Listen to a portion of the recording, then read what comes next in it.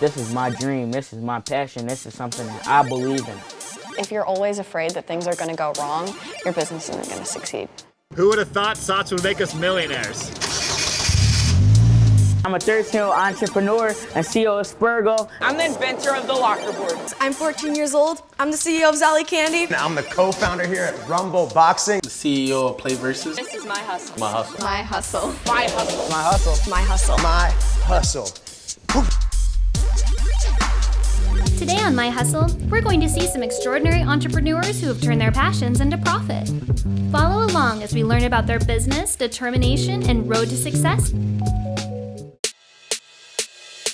Genies is a brand new emoji app that allows users to create personalized looking emojis. Since the company launched in December, over 2 million Genie avatars have been created. Genies have a twist. The emojis react to what is going on in real time. My name is Akash Nigam. I'm 27 years old. I'm the CEO of Genies, and this is my hustle. Well, our goal as a whole is to create the next human race. Genies is a 3D avatar that looks and thinks just like you. Genies are unique in the sense that they're, again, 3D, they're animated. We come out with different actions, right? So different like packs every single week based on whatever's relevant happening in the world. Genies is available on Instagram, WhatsApp, Messenger, iMessage, email, Slack, pretty much any platform that you want. We want every single person on earth to be able to have a genie, a digital representation of themselves.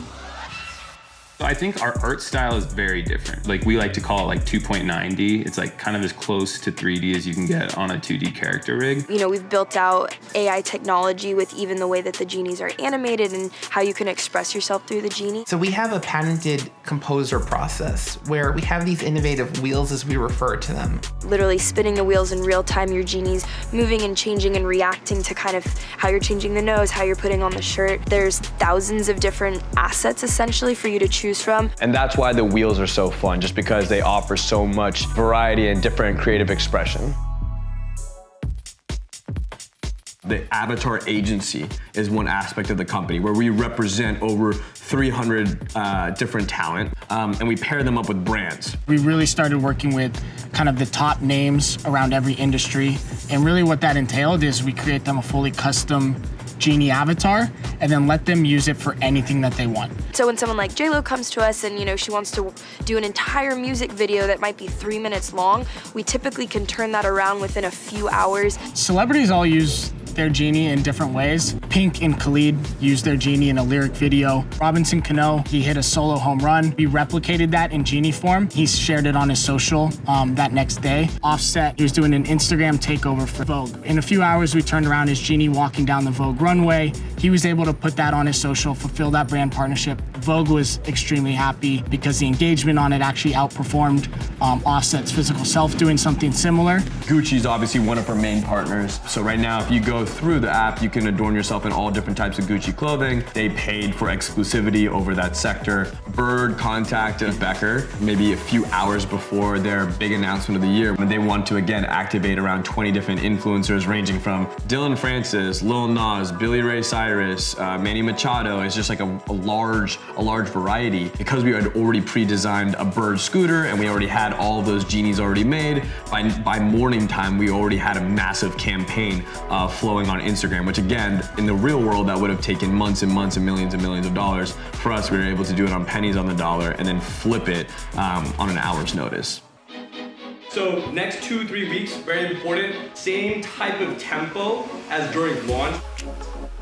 Went to University of Michigan, studied computer science, kept trying to come out with different apps with Jake and Evan. Most of them were just flops. Senior year, one of them started clicking, and we're 8 credits away from graduating, decided to drop out, and immediately was shed by my parents. They were like, what are you doing? Looking back on it, it was pretty egregious, the terms that they listed. They were like, yeah, you need to raise $3 million, otherwise you have to go back to school. And the last thing I wanted to do was go back to school. We fell short at first. It was like 2.7 or something like that. But my parents at that point were like, oh, this is actually real. The cool thing is that as a company, like a social company, it was all based on how many people are using the product.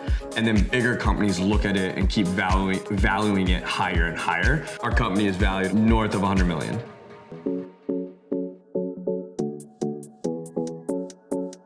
how do I say motivated? It's not that hard. It doesn't feel like work at all. It definitely is like a lifestyle. It's definitely not a job. It's a lot of fun. It's like very rare to have an opportunity and time when you're in this massive race and you get a shot at kind of building the next wave with all of your best friends. So I have 3 different trainers that literally just try to keep my mind and my body on point so that I can focus during the day, I guess. So workout in the morning, workout at night, every single day. Go. 1, 2, roll. There you go, beautiful. My advice for young entrepreneurs is to actually do the idea instead of just talking about the idea. An idea is such a commodity, so it's better to try, fail, and then pivot rather than just to keep talking hypothetically. You're just going to regret in the end if you wait too long. When we come back, we're Slants, and we convert game film into analytics. I think probably the biggest validation we got there was when we went to MIT Sloan and we presented the paper. We were really excited to submit our paper there and then ultimately win Best Paper in Show. A lot of times, even when we told people our idea at first, is that really gonna be possible? What are all the negatives you're gonna face? Are you gonna be able to change the way camera operators do it to get the stability needed? And I think a sort of stubbornness on our part just forced us to really push through.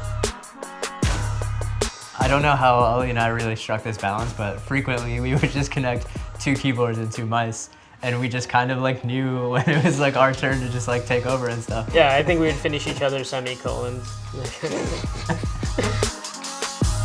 Well, one of my favorite quotes that I first heard Kobe Bryant say was, "Friends hang sometimes, banners hang forever." And I think it's just always been a motivating factor in terms of how we think about what we're trying to do and build and achieve. We're Slants, and we convert game film into analytics. And this is our hustle.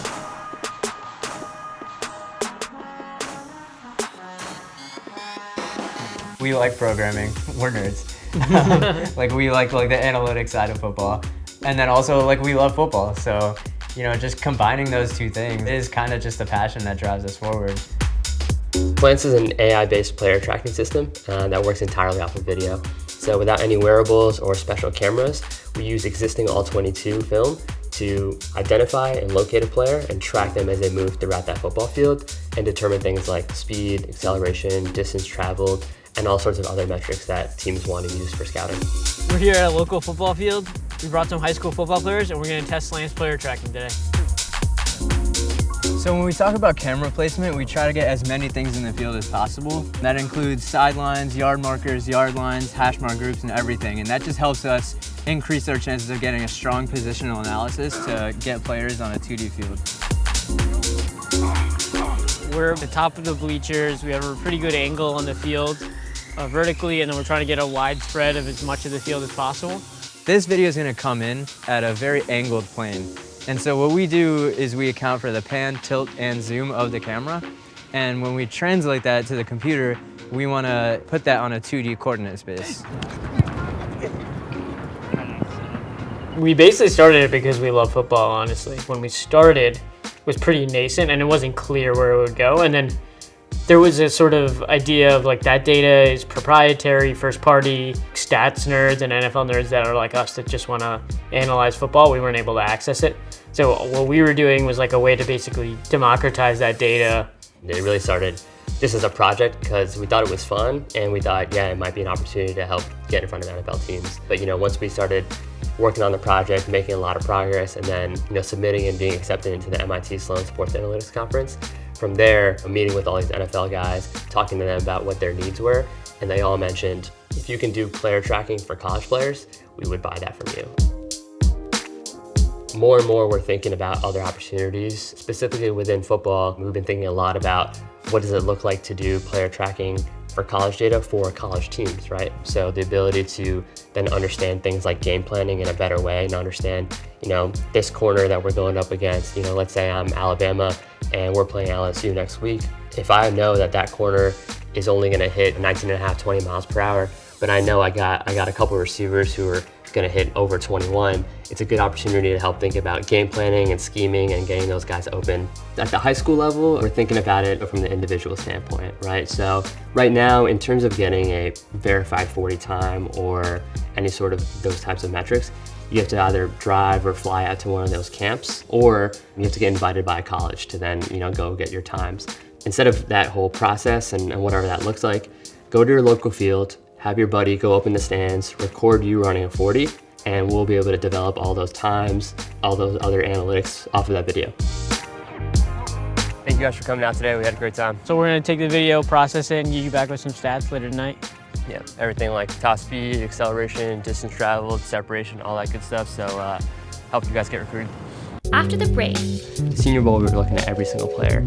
So it's kind of a taller order than what we typically do. It was almost serendipitous that we chose football because a lot of the markers on the field, the way the stands are positioned, is always pretty advantageous to technology like ours, where we can get as close to a bird's eye view, which would kind of be ideal for our technology, but more realistically from the stands, and then kind of calibrate the entire field to be able to draw like a sort of play card, like a 2D version of it, like you might see in Madden.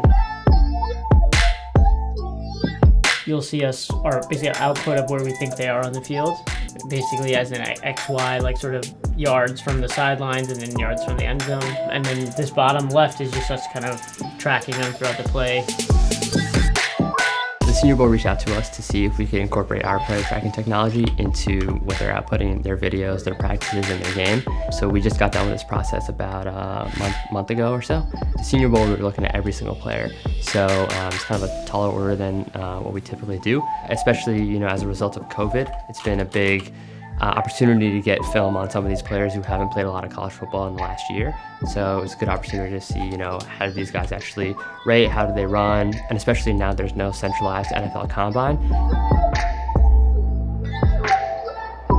I think we see a few different use cases. I think there's definitely applicability at the league level as well as the team level for more of a scouting and recruiting lens. I think we're also thinking more about what the opportunities are from a broadcast lens and things like that. When you're watching a game on TV and you get to see a player's speed in miles per hour, it just provides a nice touch. It's pretty interesting to kind of be able to contextualize how fast is this player going versus a guy in a professional league somewhere, or even like a professional sprinter, right? Like Usain Bolt or someone. And the digital combine, like I think Omer mentioned, is another big place where we feel like the technology scales past just the traditional team data model, where we really want to like engender a change in the industry about like how players feel like they are evaluated, and like in terms of fairness and in terms of access to being scouted at all.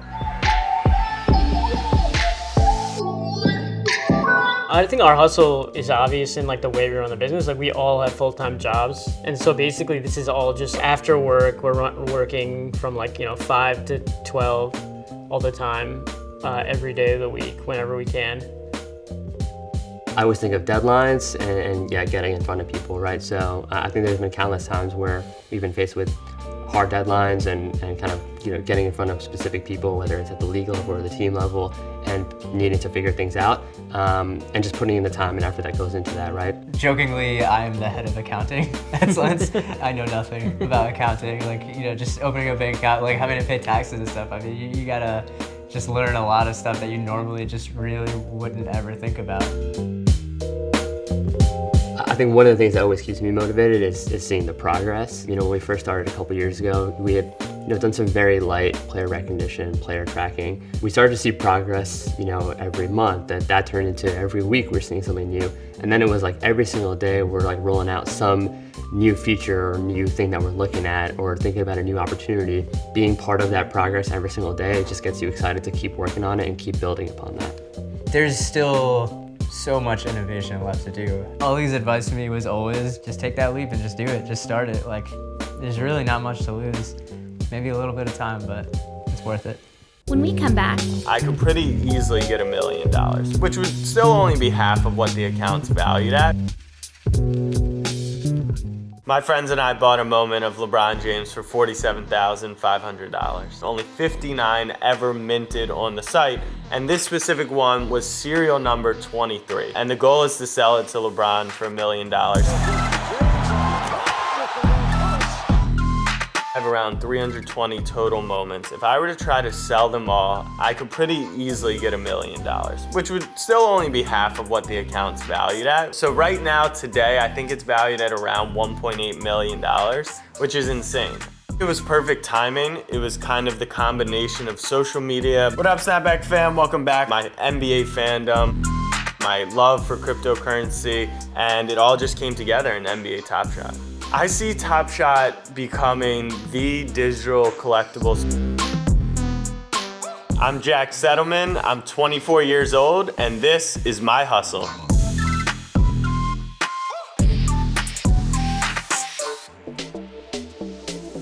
NBA Top Shot are like digital collectibles, and the best comparison would be a digital sports card. So you can look at the moment, you can collect the moment, you can own the moment, and then people are like, well, what makes them unique? Well, first of all, they're licensed by the NBA, so you have the league backing it.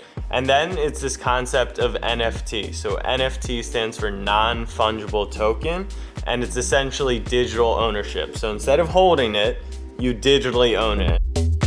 All right, so today I'm gonna take you through NBA Top Shot, all the way from starting your collection to the marketplace to showing you my own, and then we're gonna do a pack opening. You've got right here an example of the different tiers. Different tiers meaning what is more scarce, what's more rare, and then therefore what is more legendary. So you've got the legendary tier, the rare tier, common tier, and that's kind of what's gonna fluctuate these moments' values. You also have completely different sets from hollow to cosmic to base. The most expensive moment you can buy on the site right now is this LeBron James From the Top series. Only 59 exist, listed for $213,000. No one is going to forget about LeBron James, but we could find some players potentially that have scary or sneaky value. So let me click in real quick to the most expensive moment you can buy on the site right now, which is this LeBron James dunk. You can see there are 59 ever created, edition sizes right here, but you get to own a specific serial number. So the two available are 40 and 43. And the closer to one you get, the more valuable you get. And then the jersey match is going to then be the most expensive, along with the number one mint, as it's called. And then you can see my biggest purchase on January 19th. We bought the number 23 cereal. It's in this purple color because that matches LeBron James's jersey number. If you are brand new to the platform, here's what I would suggest figuring out. Number one, the players that hold the most value are the superstars and the rookies. The rookies have a ton of potential. The superstars have obviously accomplished a lot. Series 1 came first. That's going to hold the most value. The least amount available of moments are also going to hold the most value because they're more scarce and they're more rare. So if you're headed into the marketplace, definitely start and try by collecting the players that you love and that you feel strongly about, could have a great NBA career or already have, and then go from there.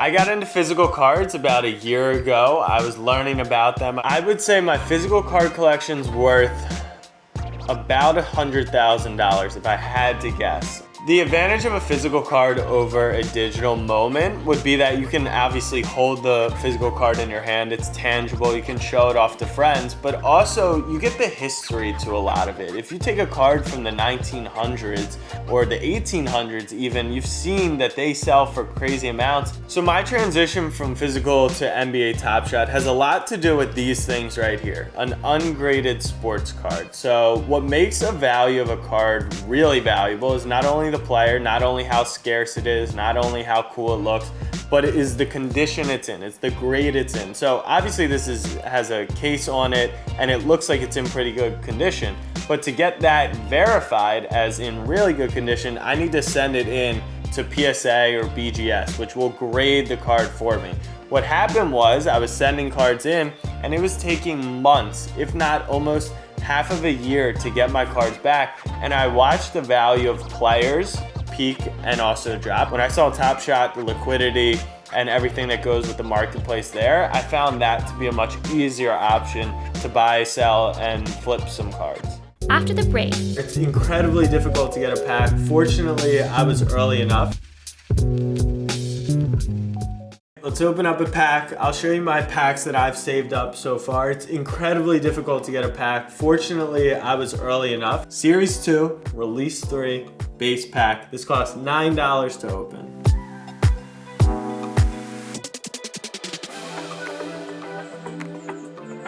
So in this base pack, we're gonna get 3 moments. Let's see what we get. And we got a Nick. We got a Mitchell Robinson, and this is a really good serial number as well. There's 15,000 of these moments minted of Mitch, and we got in the top 10% of those moments. For our second pull, let's see what we can get. A Spur, another great serial, and DeMar DeRozan. Huge thunderous slam over Montrezl Harrell of the Los Angeles Lakers. Our third moment is a king of De'Aaron Fox. De'Aaron Fox, excellent point guard for the Sacramento Kings. Let's go to the marketplace real quick. Let's see if any of these moments have any nice value.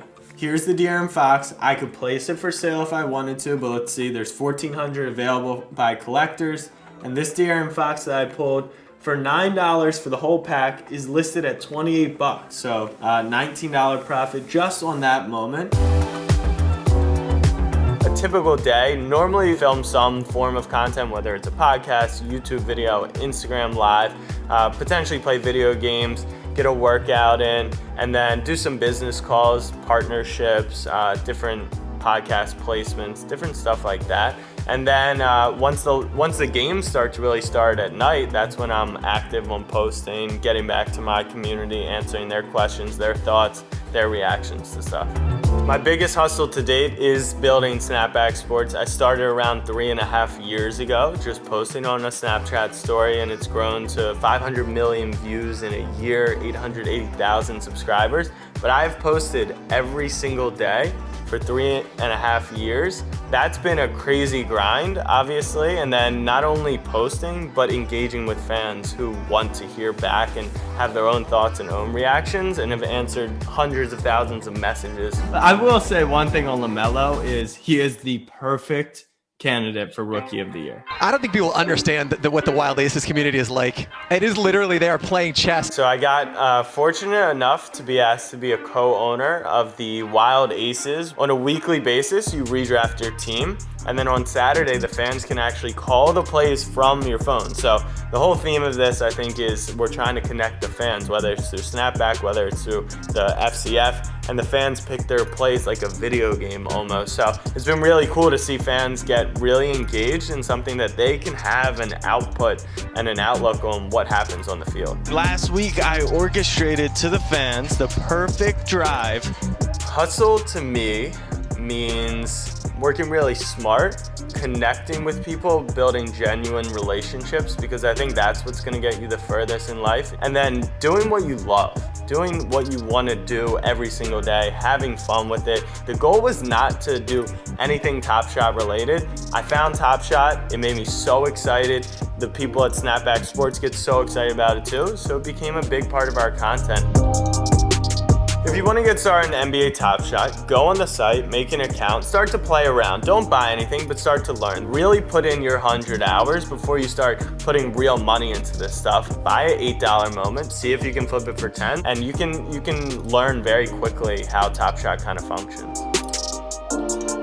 What's next for me is just following what's trending, what's going on, connecting with the right people, trying to be put in the right places. Snapback's done a bunch of great stuff. I love the way Top Shot's trending, so maybe a collaboration with the two there as well. But just following the trends, following what's exciting, and continuing to grow. Whatever your creative outlet is, if you work hard at it, you can turn it into a career. With a crazy idea, dedication, and drive, you can do anything. These entrepreneurs have shown us what their hustle is. What's yours?